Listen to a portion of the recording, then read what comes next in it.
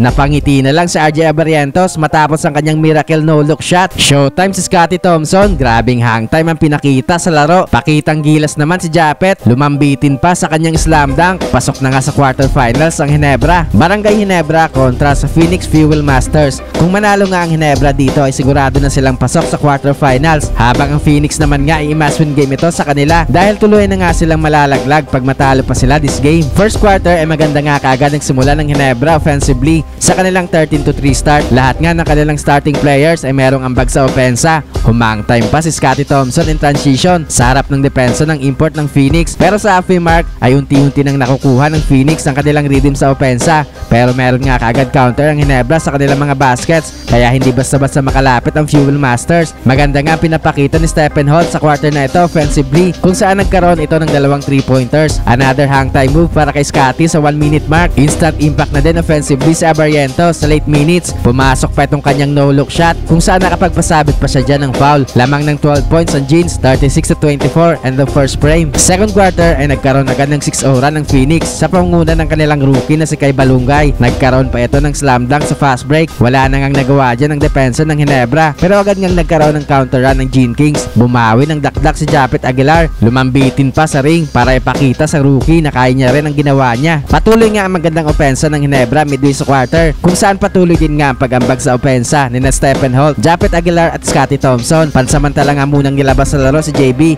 matapos itong tamaan ni Scottie sa kanyang ilong. Gandang finish naman ni Japet sa baseline para iwasan ang depensa ni Francis sa ere. Biglang lobo nga sa 16 points ang lamang ng Jeans, 61-45 and the first half. Third quarter ay unstoppable pa rin nga ang opensa ng Ginebra, kung saan umabot na sa 20 points sa kanilang lamang sa early minutes. Pilit namang binubuhay ni Perkins ang opensa ng Phoenix, kung saan nagkaroon ito ng 3 straight field goals sa halfway mark, pero lagi ngang may sagot ang Gene Kings sa mga small runs ng Phoenix. Step up na nga sa kanilang opensa si Brownlee. Balik na ulit sa 20 points ang kanilang lamang sa naging wing 3-pointer ni RJ. Biglang init nga sa labas si Abarientos, kung saan kumana pa ito ng dalawang 3-pointer sa late minutes. Tambak pa rin nga ang Fuel Masters, 90-75 end of third frame. Fourth quarter ay na-maintain nga ng Ginebra ang kanilang malaking kalamangan. Pakitang gilas pa si RJ sa kanyang naging handle sa pagbaba ng bola.